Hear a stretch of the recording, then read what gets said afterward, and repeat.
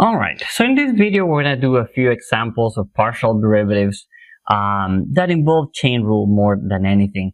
And at the very end I'm going to show you how you can do implicit differentiation using partial derivatives. So let's take a look at how it goes. So firstly, let's do one example and let's just throw a function. Let's try to find the derivative of f of xy, and that is going to be something like the sine of x squared minus y squared. So very basic, but you need chain rule at least to do it. So we're going to do the derivative with respect to x, y. Then we're going to do second derivative with respect to x, second derivative with respect to y, and we may do mixed partials as well. So let's go ahead and see how it goes. Actually, that's a great example. I like it now. So let's start with fx. Partial with respect to x, which would be, by the way, just partial of f with respect to x. I just like to write it like that. Fx is a lot shorter. So let me erase. I won't even edit this out. So taking this derivative. So sine derivative is cosine. Now, where do you evaluate it? By using chain rule. Derivative of the outside is cosine, evaluated at the inside, which is x squared minus y squared. And don't believe that you're done, because you have to pay with the partial derivative of the inside with respect to x. Well, derivative of x squared with respect to x is 2x. Derivative of y squared with respect to x, partial derivative with respect to x of y squared is 0, because we're assuming that y squared is a constant. We're doing partial derivatives, not implicit differentiation. So that's our derivative. And the same you can do for your partial with respect to y. Derivative of the sine is cosine, as before, evaluated at the inside. Derivative of outside, evaluated at the inside, times the derivative of the inside. Partial with respect to y. Partial of x squared with respect to y is 0. Minus partial with respect to y of y squared is 2y. So negative 2y. Alright, so now let's do fxx. Partial derivative with respect to x. Second order partial with respect to x with respect to x. Why do you say it like that? I don't know. Fxx. So I take the derivative of fx with respect to x. Now I have a product, so I have to do product rule. Derivative of the first one is 2 times the second one, which is cosine of x squared minus y squared, plus. Going to be minus, well, copy the first, 2x times derivative of the second. Derivative of the second is going to be derivative of cosine squared. Derivative of cosine is negative sine, evaluated at x squared minus y squared. Don't forget, times the derivative of the inside with respect to x, which gives me another 2x. And now we can rewrite that. I don't think I can fit it here. So we can rewrite that as 2 cosine, copy this one, nothing to do there, x squared minus y squared. And then I'm going to do the other term is going to be minus, put it down here, 2x times 2x for x squared, and then the sine of x squared minus y squared. Good practice, isn't it? I like it. Alright, turned out to be a nice example for what it's worth, I guess. So now, let's do fxy as well. So I take the derivative of this term with respect to y. And I'm going to mention a little fact here after I take this derivative. So derivative of this 2x is a constant. When you take the derivative, you can pull the constant out. So just take the derivative of the cosine, which copy the constant. That one is not bothering anyone. Leave it alone. Derivative of the cosine is negative sine. Copy the inside. Can I fit it there? Yes. Times the derivative of the inside with respect to y, because I'm taking the derivative of this with respect to y. So times another negative 2y with respect to y.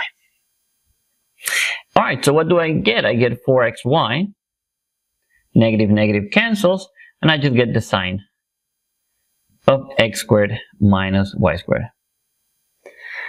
Now, let's do fyx. And that's what I wanted to mention, that for the most part, so when we have continuity on both variables, when continuity conditions are satisfied, then the mixed partials will be equal to each other. But that doesn't have to be all the time. So let's check here. So derivative of this one, the negative 2y, because now I'm going to be taking the derivative of this with respect to x. So negative 2y goes along for the ride. And then I multiply times the derivative of the cosine, which is negative sine. Ooh, evaluated x squared minus y squared. Ooh, I'm getting close to the edge. I'm afraid of the edge, am I not? And then times the derivative of the inside with respect to x. So times 2x. And so when you put it together, you see negative, negative, positive, 2x to y, 4xy. What did I say here? I put x squared, it was xy. Thank goodness I did both of them. And I was going to show that they're equal because we have enough continuity here, but not if you make a mistake.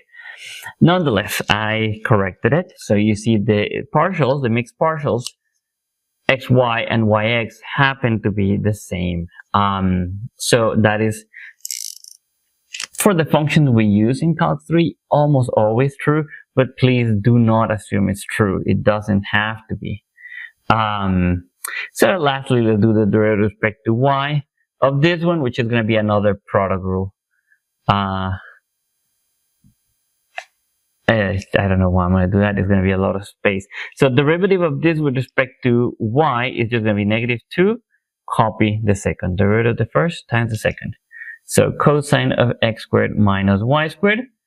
And then I'm going to take the derivative, copy the first, negative 2y, times the derivative of the second, which is going to be the derivative of the cosine, which is going to be negative sine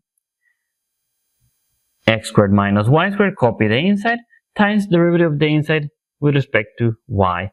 So with respect to y, I get another negative 2y. And then you would simplify, but I ran out of space, so, but it's the same. It's going to look very symmetric to what we have for this one up here, except the signs will be different. Anyway, so that is going to be that's how we're going to be taking derivatives.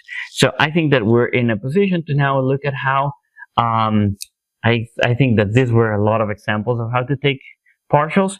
So now what we're going to do is we're going to look at how to use partial derivatives to compute the implicit derivative whenever you have an expression of x and y written implicitly. So implicit differentiation comes back. Alright, so let's go ahead and erase this real quick and then we will talk.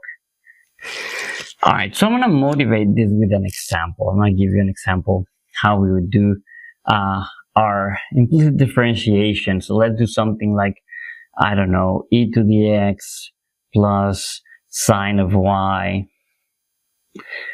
plus xy equals 0 or equals 1 or whatever you want. So let's take a look at how we would normally do it. So I take my derivatives of this term. Since it only depends on x, I just get the derivative with respect to x, right? Now when I went to this term, I did the derivative of this expression, which I just called it cosine of y, and then I paid with dy by dx because I was not taking the derivative with respect to y, but with respect to x. Then I did the same thing with the product. I went ahead and treated it as a product rule. Derivative of the first one with respect to x was y, well, was 1 times y, plus the derivative of xy with respect to y, which was just x dy dx. And derivative on right hand side was 0. So now notice what I have here. E to the x plus y, and then I have the terms that involve my dy dx that I can factor out. So cosine y plus x they all multiply dy dx, so I can factor it out. But now let's pay attention as to what each one of these terms is. This here, if I call this expression, I do have room, if I call it f of xy, this expression right here is going to just be fx.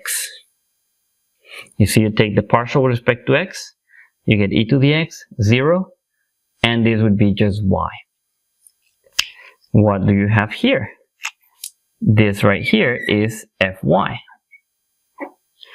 So to solve this, what you would do is you would move fx to your right hand side by subtracting it on both sides. So you get negative fx. Oops, not there. Fx here, partial with respect to x. Let me erase this. There. And then on left hand side, you would just have fy. And then everything times this left hand side times dy dx. So when you wanted to find your partial, your implicit derivative, or find the implicit differentiation or implicit derivative of y with respect to x, goodness, that took longer than it should have. It's going to be just negative the partial of left hand side with respect to x over the partial of left hand side with respect to y. And in our case, this would have just boiled down to be negative e to the x plus y over negative affecting everything, fy, which is going to be cosine of y plus x. And that is what you can do to take your implicit differentiation and make it easy with partial derivatives. But of course, you didn't know partial derivatives back in Calc 1, so you struggle through it. Anyway, so that's that for this video. Thank you for watching, and I'll see you in the next one.